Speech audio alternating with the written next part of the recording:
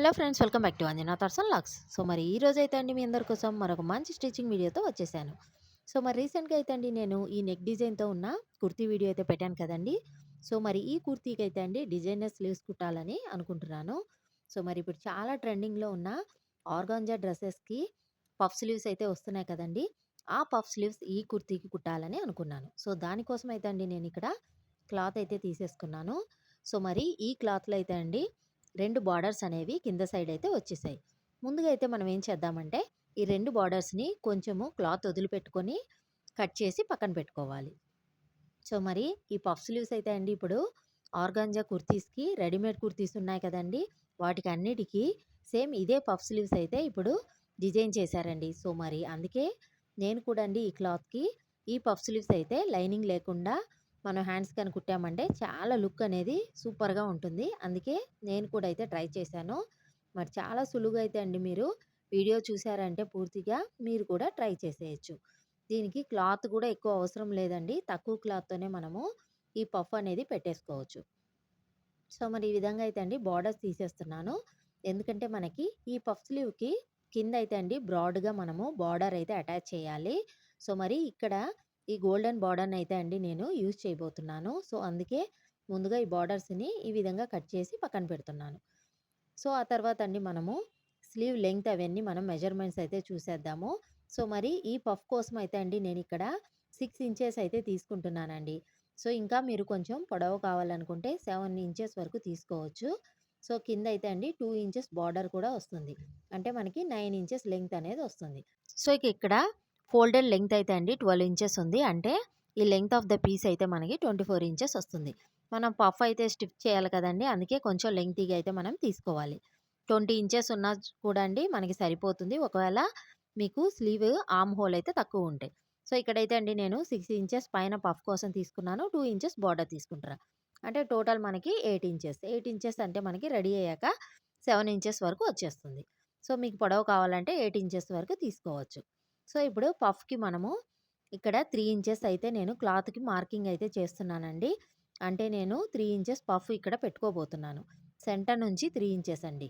So, ఇక arm whole చూసామంటే మనము కింద ఆర్మ్ హోల్ డౌన్ అనేది 3 ఇంచెస్ తీసుకొని, ఇక ఆర్మ్ హోల్ ఏమో ఇక్కడ 8 ఇంచెస్ అయితే తీసుకుంటున్నానండి. 8 ఇంచెస్ ప్లస్ 2 ఇంచెస్ మార్జిన్ అనేది తీసుకుంటున్నాను.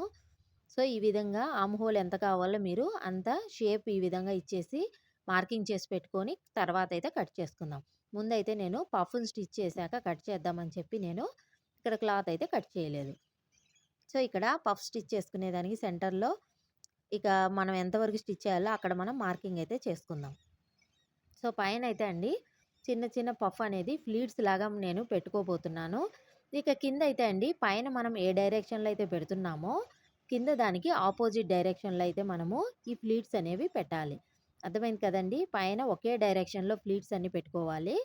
ఇక కిందేమో ఆపోజిట్ డైరెక్షన్‌లో పెట్టుకోవాలి. అప్పుడే మనకి ఈ పఫ్ అనేది అందంగా కనపడుతుంది. సో, పఫ్ అయితే రెడీ అయిపోయిందండి.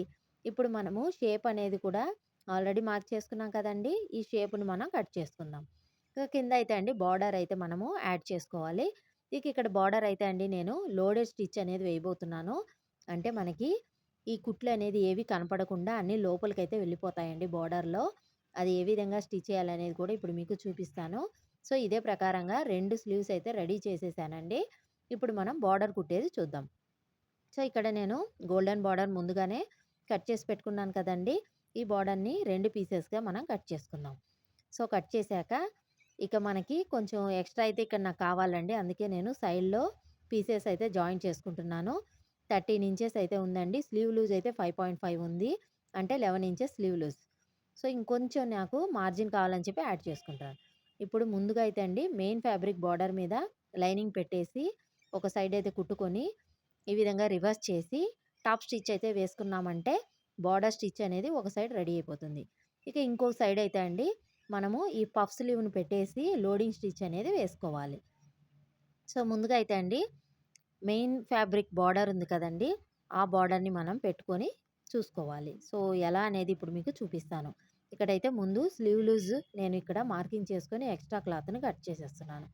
ఇప్పుడు మనము బార్డర్ అనేది అటాచ్ చేసుకోవాలి. మరి లోడెడ్ స్టిచ్ అయితే వేస్తున్నానని చెప్పా కదండీ! అది ఎలా అనేది ఇప్పుడు మీరు గమనించండి.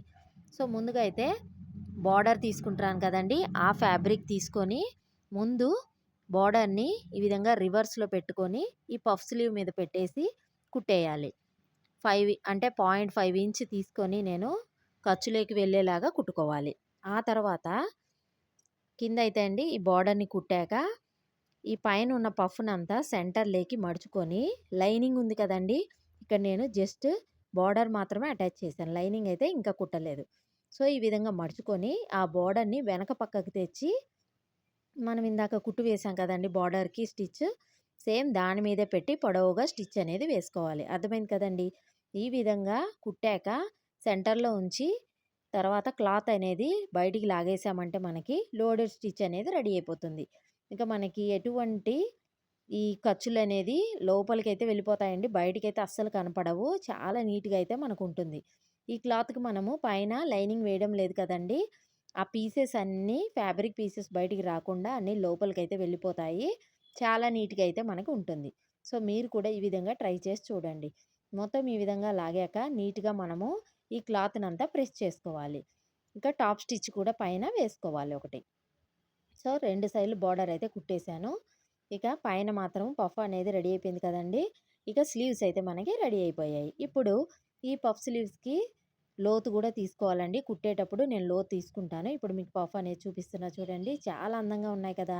మరి చాలా ట్రెండింగ్‌లో ఉన్నాయి కదండీ! మీరు కూడా ఒకసారి ట్రై చేసి చూడండి. మీకు గాని కొంచెం లెంగ్త్ కావాలంటే ఇంకొంచెం లెంగ్త్ అనేది మీరు పెట్టుకోవచ్చు. ఇప్పుడు నేను ఆ కుర్తీకి ఈ లోతనేది తీసుకొని కుట్టేసానండి. ఒకసారి కుర్తీ అంతా ఎలా ఉందనేది చూసేద్దాం. మరి చాలా ట్రెండింగ్‌లో ఉన్న నెక్ కూడా నేను ఇక్కడ పెట్టేసుకున్నాను. ఇక స్లీవ్స్ కూడా అటాచ్ చేసేసాను. మన కుర్తీ అయితే రెడీ అయిపోయింది. ఇక చూసారు కదండీ! ట్రెండింగ్ కుర్తీ అయితే రెడీ అయిపోయింది. మరి మీకు గాని వీడియో నచ్చినట్లయితే లైక్ చేయండి, షేర్ చేయండి. మరి మా ఛానెల్‌ని సబ్స్క్రైబ్ కూడా చేసుకోండి. Thanks for watching.